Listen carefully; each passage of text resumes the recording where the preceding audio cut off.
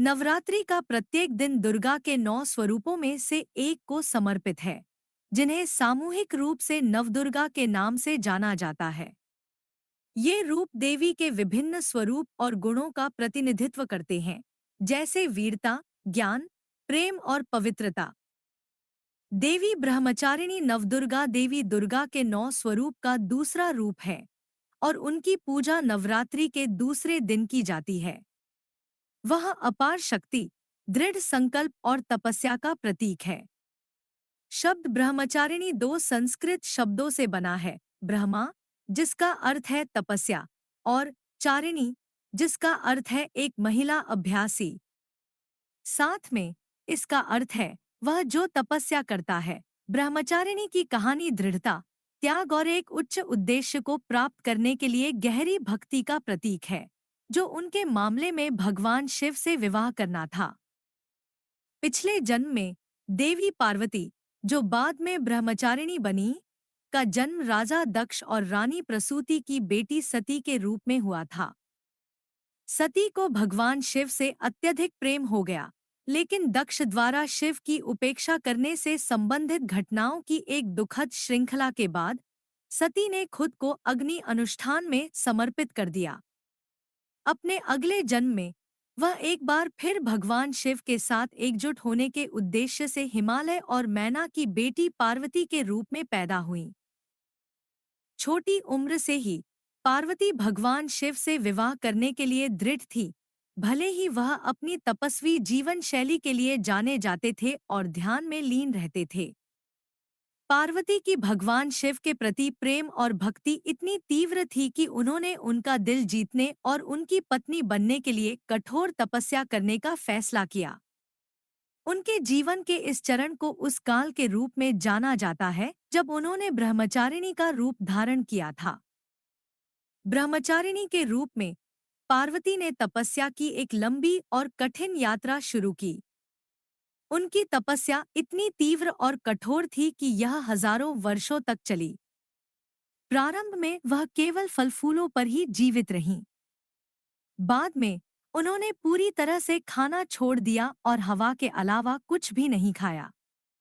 अंततः उन्होंने वायु भी त्याग दी और अत्यधिक गर्मी, सर्दी और तत्वों को सहते हुए अपनी तपस्या जारी रखी। उनकी भक्ति और तपस्या इतनी शक्तिशाली थी कि पूरा ब्रह्मांड उनकी दृढ़ता से प्रभावित हो गया।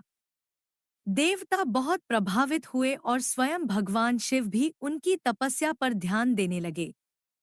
उनके दृढ़ संकल्प, शक्ति और एकाग्र ध्यान का स्तर महान बन गया। जैसे ही ब्रह्मचारिणी ने अपनी तपस्या जारी रखी, देवताओं को ब्रह्मांड में संतुलन की चिंता होने लगी। वे भगवान शिव को उनके ध्यान से जगाने और पार्वती की गहन भक्ति से अवगत कराने के लिए उनके पास पहुंचे। यह महसूस करते हुए कि पार्वती कोई और नहीं बल्कि सती का पुनर्जन्म था और उनके अटूट समर्पण से प्रभावित होकर शिव ने उन्हें अपनी पत्नी के रूप में स्वीकार करने का फैसला किया। वर्षों की कठोर तपस्या के बाद भगवान शिव अंततः ब्रह्मचारिणी के सामने प्रकट हुए और उनकी भक्ति को स्वीकार किया। शिव पार्वती से शादी करने के लिए सहमत हो गए और इस तरह पार्वती भगवान शिव की पत्नी बनने के अपने उद्देश्य में सफल हो गई। पार्वती और शिव का यह मिलन ब्रह्मांड की दो शक्तिशाली शक्तियों के एक साथ आने का प्रतीक है। शिव, जो विनाश और ध्यान का प्रतिनिधित्व करते हैं, और पार्वती, जो प्रेम, पोषण और प्रजनन क्षमता का प्रतीक है। उनका विवाह हिंदू पौराणिक कथाओं में एक महत्वपूर्ण घटना थी क्योंकि इसने योद्धा देवता भगवान कार्तिकेय और बाधाओं को दूर करने वाले भगवान गणेश के जन्म की नींव रखी थी। ब्रह्मचारिणी गहरी भक्ति और आध्यात्मिकता का प्रतीक है। उनकी कहानी दृढ़ता, आत्मानुशासन और समर्पण के मूल्य सिखाती है। वह इच्छा शक्ति की शक्ति और कठिनाइयों के बावजूद लक्ष्य प्राप्त करने के दृढ़ संकल्प का प्रतिनिधित्व करती है। ब्रह्मचारिणी को आमतौर पर एक शांतिपूर्ण देवी के रूप में चित्रित किया जाता है, जिसके एक हाथ में माला, जप माला और दूसरे हाथ में कमंडल, पानी का बर्तन, होता है। माला उनकी तपस्या और ध्यान के निरंतर अभ्यास का प्रतीक है, जबकि कमंडल त्याग और तपस्या का प्रतीक है। उनका शांत आचरण और नंगे पैर शांति और अनुग्रह की भावना व्यक्त करते हैं। बड़े संदर्भ में वह सभी चुनौतियों को सहन करने और धार्मिकता के मार्ग पर बने रहने की स्त्री शक्ति का प्रतीक है। उनकी कहानी बाधाओं पर काबू पाने में आध्यात्मिक विकास, आंतरिक शक्ति और भक्ति के महत्व पर जोर देती है। नवरात्रि के 9 दिनों में दूसरे दिन देवी ब्रह्मचारिणी की पूजा की जाती है। भक्त उनसे शक्ति, समर्पण और साहस के साथ कठिनाइयों का सामना करने की क्षमता के लिए प्रार्थना करते हैं। माना जाता है कि उनकी पूजा से शांति, समृद्धि और आध्यात्मिक विकास होता है। ब्रह्मचारिणी की कहानी दृढ़ता की शक्ति का एक प्रमाण है। भारी कठिनाइयों से गुजरने के बावजूद वह अपने लक्ष्य पर दृढ़ रहीं, जो हमें अपनी आकांक्षाओं की पूर्ति में धैर्य का मूल्य सिखाती है। भगवान शिव के प्रति उनकी अटूट भक्ति याद दिलाती है कि सच्ची आस्था और समर्पण ब्रह्मांड की सर्वोच्च शक्तियों को भी प्रभावित कर सकता है। ब्रह्मचारिणी की तपस्या केवल व्यक्तिगत इच्छा के लिए नहीं, बल्कि आध्यात्मिक ज्ञान के लिए भी थी। उनकी यात्रा आध्यात्मिक विकास प्राप्त करने में आत्मानुशासन और तपस्या के महत्व पर जोर देती है। देवी हमें सिखाती हैं कि उच्च लक्ष्यों को प्राप्त करने के लिए कभी-कभी बलिदान आवश्यक होते हैं। उनकी तपस्या उन बलिदानों का प्रतिनिधित्व करती है जो हमें जीवन में सफल होने के लिए करने चाहिए। ब्रह्मचारिणी को आमतौर पर एक शांत छवि के रूप में चित्रित किया जाता है।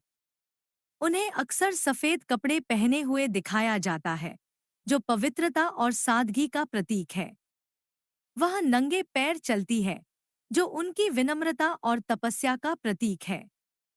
उनके दाहिने हाथ में एक माला है, जो उनके निरंतर ध्यान और आध्यात्मिक अभ्यास का प्रतीक है।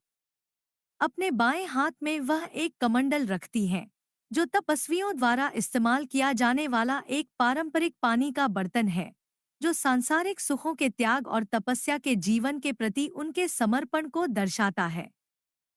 उनकी शांत अभिव्यक्ति उनकी आंतरिक शक्ति और अपने लक्ष्य को प्राप्त करने के प्रति गहरी भक्ति को दर्शाती है। ब्रह्मचारिणी शांति और सुकून का संचार करती है, जिससे वह आध्यात्मिक मार्गदर्शन और धैर्य चाहने वालों के लिए एक पूजनीय व्यक्ति बन जाती है।